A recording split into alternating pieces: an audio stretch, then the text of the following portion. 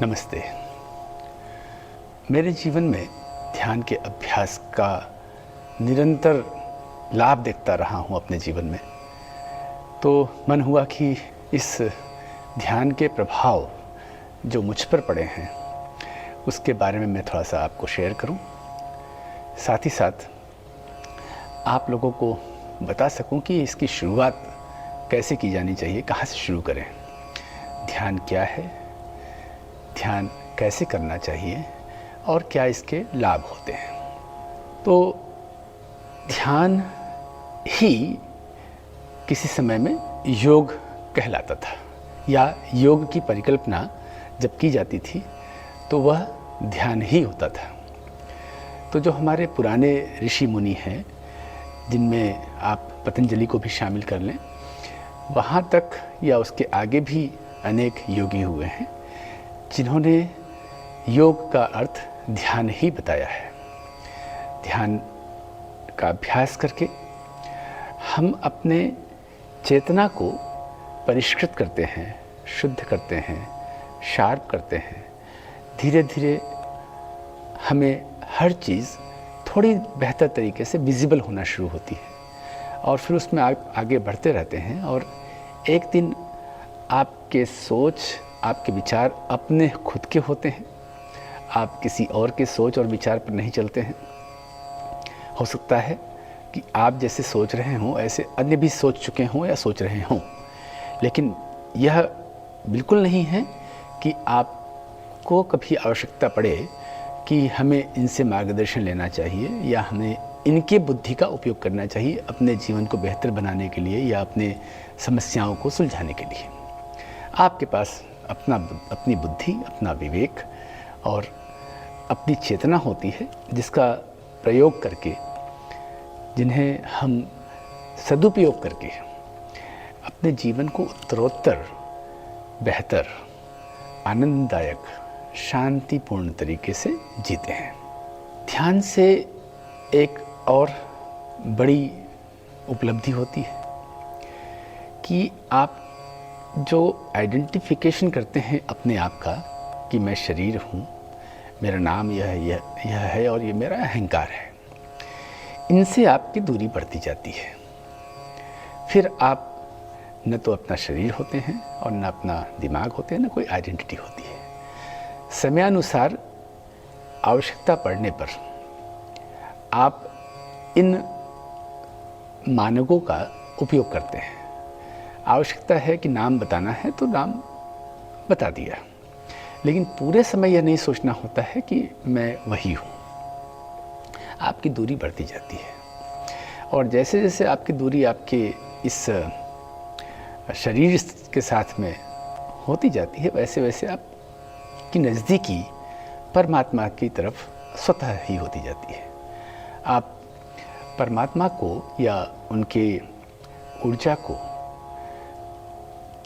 महसूस करना शुरू कर देते हैं, अनुभव करना शुरू कर देते हैं। फिर लोग कहते हैं कि भगवान है, इस प्रकार के विश्वास पर आप नहीं रहते हैं। आप केवल शास्त्र ने कहा, वेद ने कहा, पुराण ने कहा, संतों ने कहा कि भगवान सब दूर हैं, कण कण में भगवान है, सब दूर भगवान हैं, लेकिन ऐसा मान्यता केवल करना, ऐसे मान्यता कर लेने से कुछ नहीं होगा। वह अनुभवजन्य हो जाए। आपको अगर एक पेड़ में भगवान दिख रहे हैं तो पेड़ भी दिख रहा है और भगवान भी दिख रहे हैं, ये इसका मतलब कुछ गड़बड़ है। दो में से एक ही दिखेंगे, या भगवान दिखेंगे, परमात्मा दिखेगा, या पेड़ दिखेगा। फिर हर कुछ परमात्मा ही हो जाए। तो चलिए अब मैं आपको कुछ इसके ध्यान के लाभ क्या होते हैं वह बताता हूँ। उसके बाद फिर कैसे ये किया जाना चाहिए वह भी बताऊँगा। ध्यान हमारे विचार करने की क्षमता को बेहतर बनाने के लिए बहुत लाभदायक होता है। जो हम सुबह से शाम तक ये माइंड चलता रहता है, विचार करते रहते हैं। अब वो विचार की जो क्षमता है किसी की इतनी कम डिग्री की होती है, किसी की ज़्यादा डिग्री की होती है। ध्यान करने से वो ज़्यादा डिग्री की होती जाती है। फिर मन को शांत, उपद्रवी है मन, उसको शांत करने में बहुत मदद करती है। एकाग्रता को बढ़ाने में बहुत मदद करती है। एक ही समय में हम एक जगह पर ध्यान एकाग्र हो पाएँ। और बहुत सारी अव्यवस्थाएं हमारे इधर मस्तिष्क में होती हैं, उनको ये व्यवस्थित करता है। और हम व्यवस्थित मन होने की वजह से बहुत चीज़ों को स्पष्ट रूप से देख पाते हैं। फिर यही स्पष्टता हमारे विचारों और भावनाओं को बेहतर ढंग से समझने में मदद करती है। और एक और बड़ी चीज़, इससे हम पूर्वाग्रहों से और पूर्व धारणाओं से मुक्त होते हैं। बहुत सारे हमारे पूर्वाग्रह होते हैं, बहुत सारी धारणाएं होती हैं, तो उनसे हम मुक्ति प्राप्त कर लेते हैं। हमारे पास फिर अपनी धारणा होती है। इससे हमें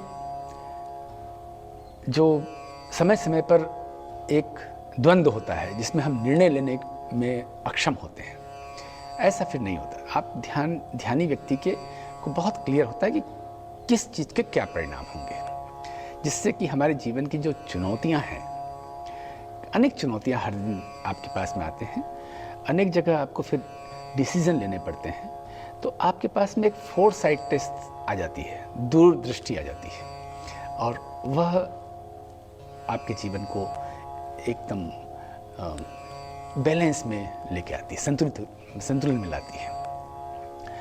और धीरे धीरे हमारे जो स्वभाव है, हाँ, हम एक नए डिसिप्लिन में आते हैं, उस डिसिप्लिन से हमें नया स्वभाव बनता है, तो पुराने स्वभाव को हम छोड़ देते हैं, उससे भी हमें मुक्ति मिलती है। बहुत सारी हमारी आदतें हमारे जन्म के समय से, बचपन से, जब हम किशोर थे, युवा हुए, तो वो सब आदतें बन जाती है। अब उन आदतों को छोड़े कैसे, बड़ी मुश्किल है। वो छूटती तभी है जब हम एक अनुशासन में जाते हैं, और ध्यान से बड़ा कोई अनुशासन नहीं है। इस अनुशासन में आकर के आप एक नए स्वभाव को, पहले एक अनुशासन होता है, फिर वो स्व में चला जाता है, तो स्वभाव आपकी वही एटीट्यूड बन जाता है, स्वभाव बन जाता है, और उससे हम पुराने जो आदतें हैं, स्वभाव हैं, उनसे हम मुक्त हो पाते हैं। अब इसके लिए हम क्या तैयारी करें, क्या क्या आवश्यकताएं हैं? हमें चाहिए एक ऐसा स्थान जो शांत हो, थोड़ी आरामदेह हो, क्योंकि लंबे समय तक बैठना है, तो जितना कंफर्टेबल हो उतना अच्छा हो। और ऐसी जगह खोजे जहाँ पर कोई आपको परेशान न कर सके, कोई आवाज़ दे, कोई आपको अकारण डिस्टर्ब करे, बीच पे रोके, ऐसा न करें। ध्यान साधना के लिए आपको ये शरीर को सीधा करके बैठना पड़ता है। आपका जो मेरुदंड होता है वो सीधा होता है। तो आप ज़मीन पर ऐसा योग मैट, कुशन आदि पर बैठ सकते हैं। आप कुर्सी पर भी बैठ सकते हैं, आप बेंच पर बैठ सकते हैं, लेकिन मैं मना करना चाहूँगा, सोफ़ा पर नहीं बैठें, और ऐसा जो बहुत ही सॉफ्ट सरफेस हो उस पर नहीं बैठें, जिससे कि आपकी नहीं तो कमर में दर्द होगा। इसके बाद में आपको आंख बंद करना होता है, और फिर धीरे धीरे लंबी गहरी श्वास लेना है, करीब 10-12 बार या 20 बार, और उसमें सजगता पैदा करना है, खूब अवेयरनेस लाना है। जब आप श्वास ले रहे हैं और श्वास छोड़ रहे हैं, तो श्वास जहाँ जहाँ से गुजर रही है उसमें आप कहाँ तक उसे पकड़ सकते हैं। नाक तो पकड़ लेते हैं, उसके बाद मुंह में भी पकड़ लेंगे, गले में पकड़ लेंगे, उसके आगे भी पकड़ सकते हैं क्या, उसे अनुभव कर सकते हैं क्या। तो श्वास पर खूब ध्यान देना है, खूब गहरा अनुभव लाना है। ये हो गया पहला स्टेप, श्वास पर ध्यान देना। फिर दूसरा स्टेप होगा कि ये जो सजगता है, इसे हम एकाग्रता में परिवर्तित करते हैं। अब आप और श्वास, बस, इसके अलावा बाकी सब नहीं, एकाग्र है, श्वास के प्रति एकाग्र, मन शांत। अब इसमें एफर्ट्स नहीं है, धीरे धीरे एफर्टलेसनेस हो रहा है, बस आप हैं और आपकी श्वास है। इसके बाद एक कदम और आगे बढ़ना है, क्योंकि श्वास तो बस फेफड़ों तक होती है। एक कदम आगे बढ़ना है, आपको जाना है भीतर। जो भी संवेदनाएं हैं उन्हें अनुभव करना है। अब आप श्वास से थोड़ा हटकर शरीर के भीतर हो रही संवेदनाओं पर मन को केंद्रित कीजिए।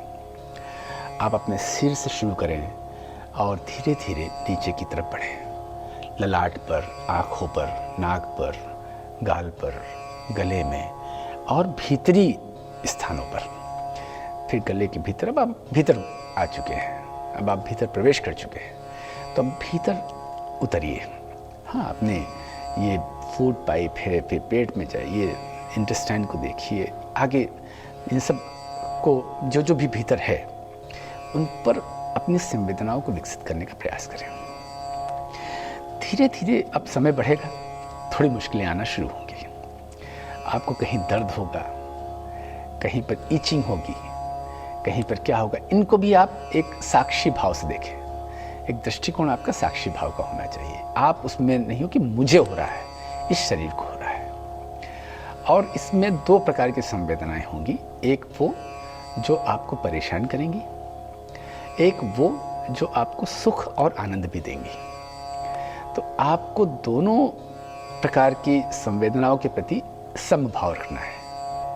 न तो बहुत आनंद मिल रहा है, बहुत आनंद मिल रहा है, बहुत अच्छा लग रहा है, इस प्रकार से भी नहीं सोचना है, और बहुत कष्ट हो रहा है, बहुत ये हो रहा है, इस प्रकार से भी नहीं। बस ये दो प्रकार के अनुभव इस शरीर को हो रहे हैं, ये दोनों अनुभव शरीर के को लेकर के हैं।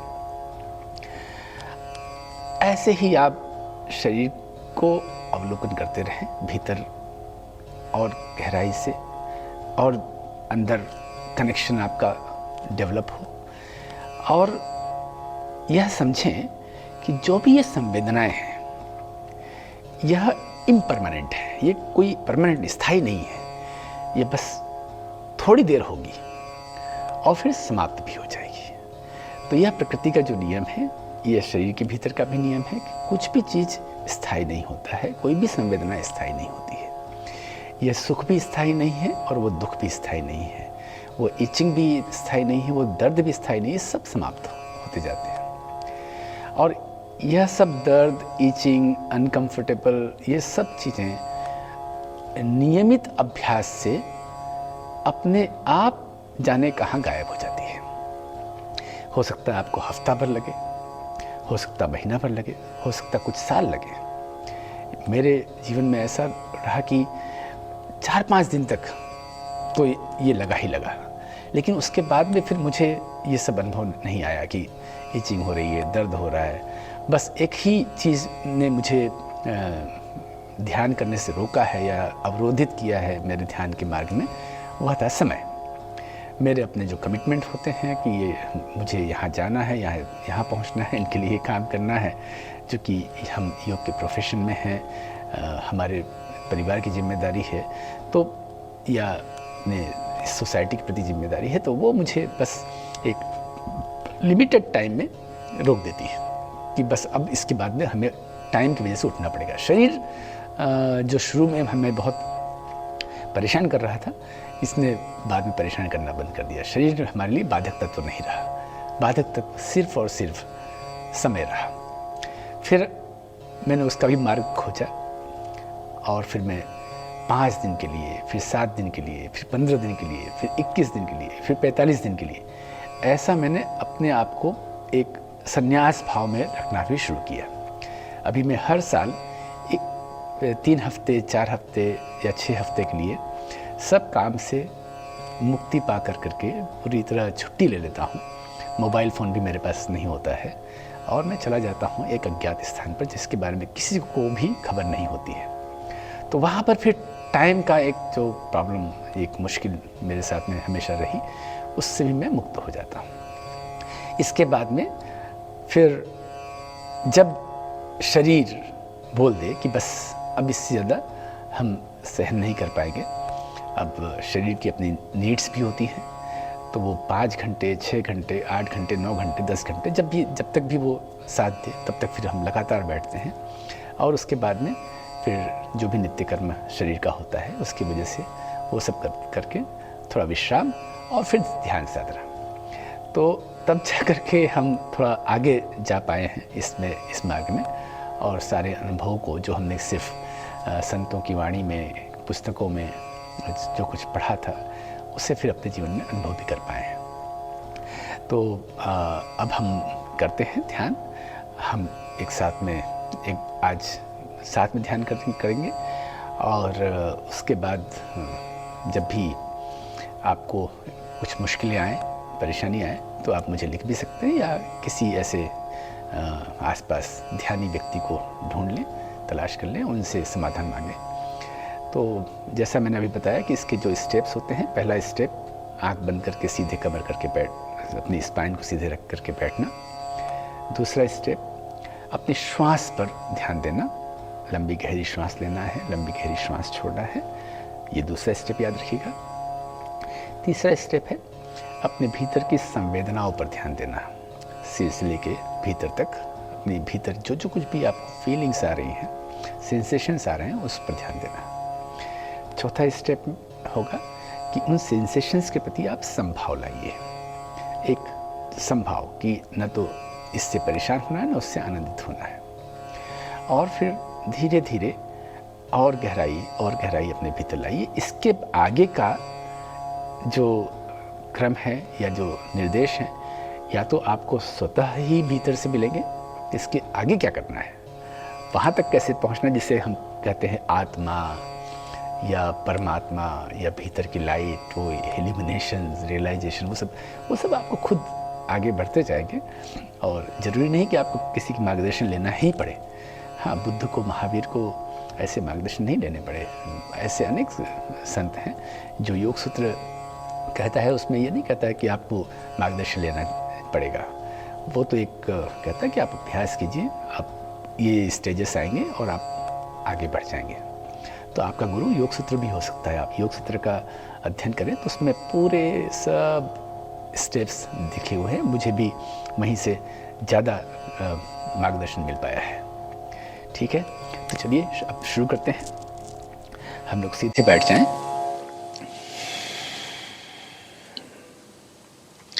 अब लंबी गहरी श्वास लें और धीरे धीरे श्वास छोड़ें।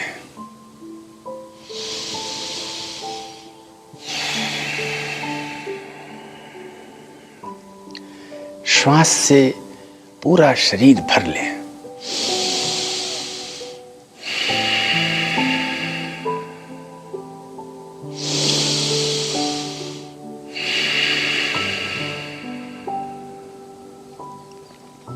पूरा शरीर भरें, अपने सीने को भरें, अपने पेट को भरें, कंधे को ऊपर उठाएं, जितनी हो सके उतनी अधिक श्वास से पूरा शरीर भर लें।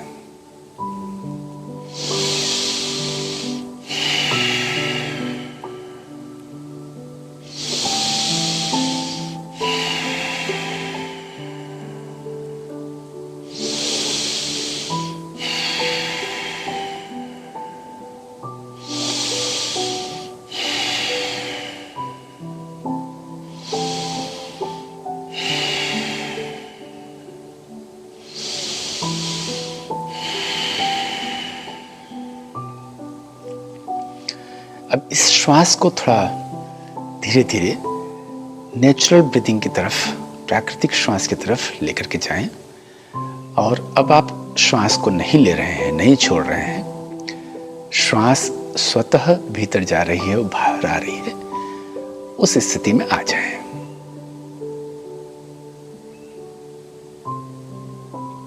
अब श्वास की आवाज नहीं आनी चाहिए। अब श्वास की कोई ध्वनि नहीं होनी चाहिए।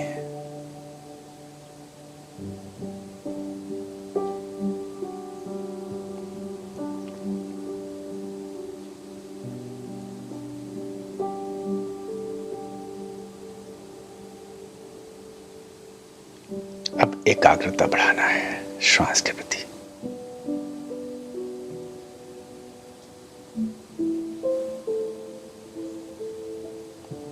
बस आप हैं और इस शरीर की एक क्रिया है श्वास प्रश्वास, बस दो की मौजूदगी है, एक आपकी, एक श्वास की क्रिया।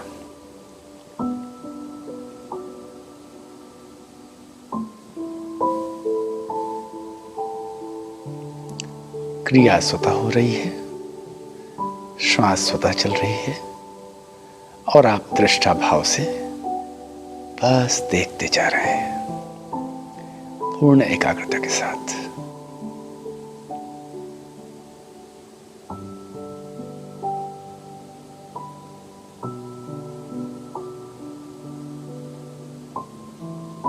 अब अगले कदम की ओर बढ़ेंगे।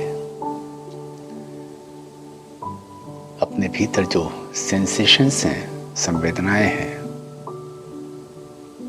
उनको अनुभव करना है।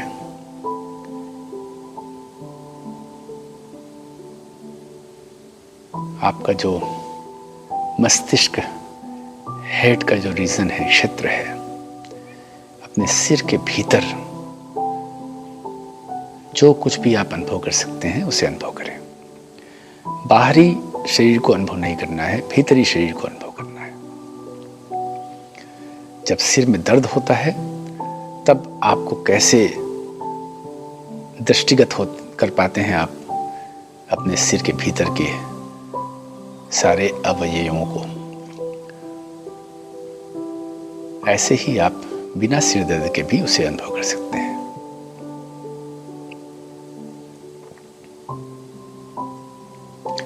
ऐसे अनुभव करें जैसे कि कोई आप सीटी स्कैन कर रहे हो, एमआरआई चल रही हो।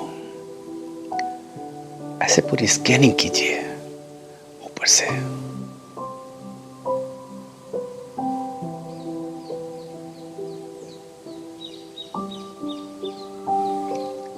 अब सिर से नीचे आप अपनी नेत्रों के पीछे, अपनी आंखों के पीछे के हिस्से तक आ जाएं।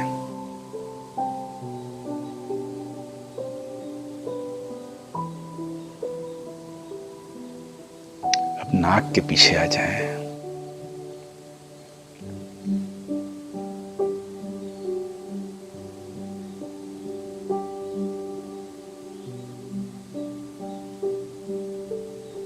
अपने मुख के पीछे आ जाएं।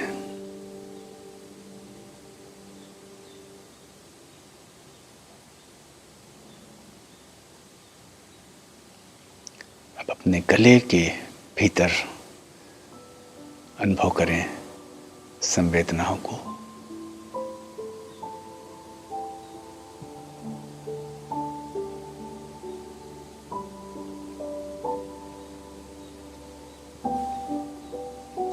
ऐसे ही आप धीरे धीरे उतरते जाएं नीचे तक।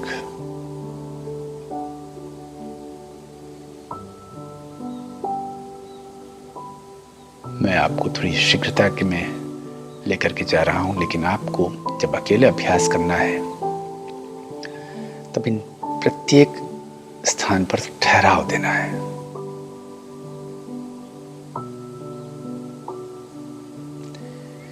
धीरे धीरे ये जो हमारा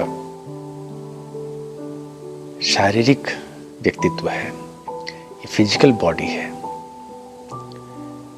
इसे आप गहराई से अनुभव कर पाएंगे। ये एक लेयर है। जब हम इस लेयर के बारे में पूरा जान लेंगे, अनुभव कर लेंगे, तब हम इस लेयर के पीछे एक और लेयर है जिसे सूक्ष्म शरीर कहते हैं, वहां तक पहुंच पाएंगे। स्कैनिंग चलने दीजिए। नियमित रूप से यही स्कैनिंग एक दिन आपको अनुभव कराएगी आपके सूक्ष्म शरीर के प्रति, और वहीं से आगे बढ़ेंगे तो आपको आत्म अवलोकन होगा।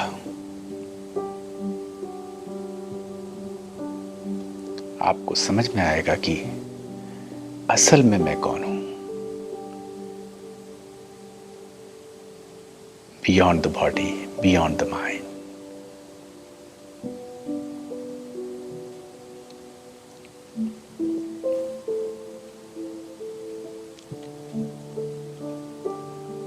एकदम समभाव रखें। हो सकता है शरीर में कहीं कहीं ऐसा भी अनुभव हो रहा हो जो सुखकारी नहीं हो, लेकिन आपको तो यह ध्यान रखना है कि ये सुख और दुख और आनंद और अनकंफर्टेबल ये सब शरीर के स्तर पर ही होता है, आप उससे परे हैं। ये शरीर आपको बिलोंग करता है, आप इसको बिलोंग नहीं करते हैं।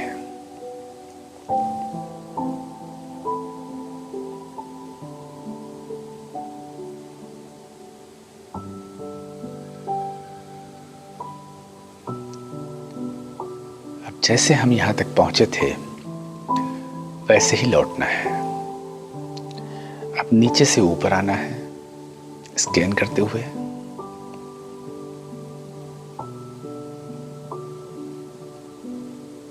जब सिर पर पहुंच जाए तो फिर श्वास पर ध्यान दें। सामान्य श्वास, प्राकृतिक श्वास जो चल रही है, एकाग्रता के साथ उसे देखें।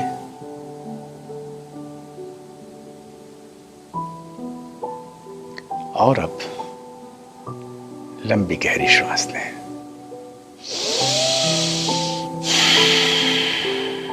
चार 5 बार लंबी गहरी श्वास लें, पूरा शरीर भरें।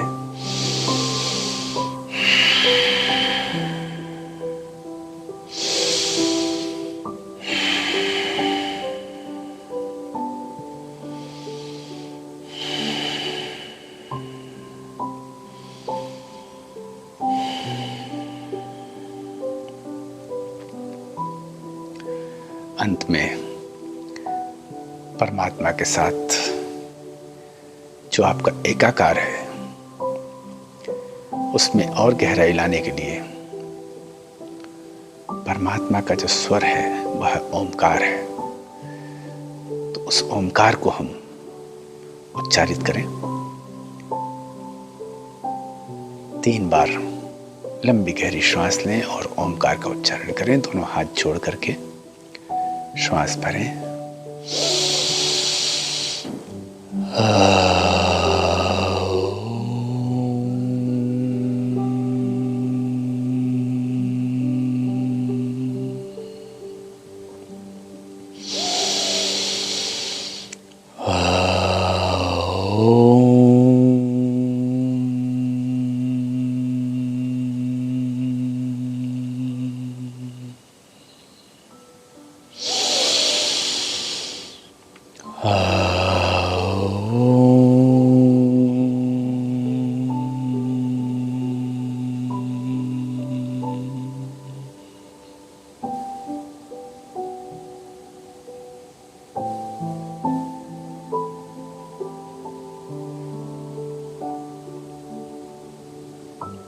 चाहे तो अपने हाथ को थोड़ा सा रब कर लें।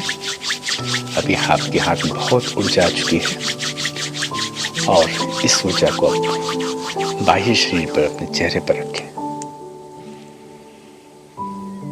इस कर्माहट को अनुभव करें।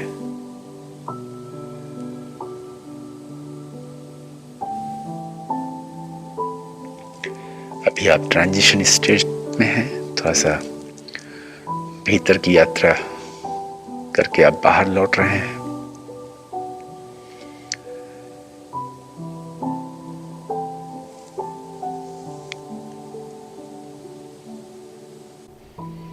धीरे धीरे आंख खोल लें।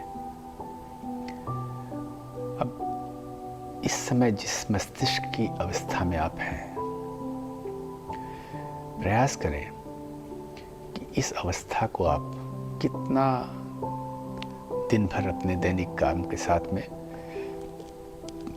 ऐसे मेंटेन करके रख सकते हैं। इसी अवस्था में आप कितना रह सकते हैं। अभी मन एकदम शांत है, आनंदित है।